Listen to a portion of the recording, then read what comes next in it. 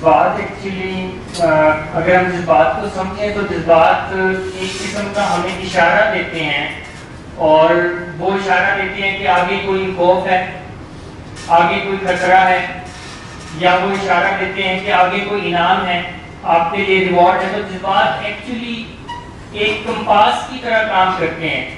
جیسے کمپاس کام کرتا ہے نا، وہ ہمیں کیا دکھاتا ہے؟ ڈائریکشن۔ اور اگر کسی شخص کو کمپاس استعمال کرنا آتا ہے، دیکھنا آتا ہے، ریگولیٹ کرنا آتا ہے، تو وہ اپنے لیے صحیح سمت کا چناؤ کر سکتا ہے، نہ کہ وہ ادھر ادھر بھٹکتا رہے۔ سو اگر ہمیں بھی اپنے ایموشنز کو ریگولیٹ کرنا آتا ہے تو پھر ہم اپنے لیے صحیح ایکشن کا چناؤ کر سکتے ہیں۔ ہم چوز کر سکتے ہیں کہ میں نے کس ایکشن کو چوز کرنا ہے اور کس ایکشن کو ڈیفیوز کرنا ہے۔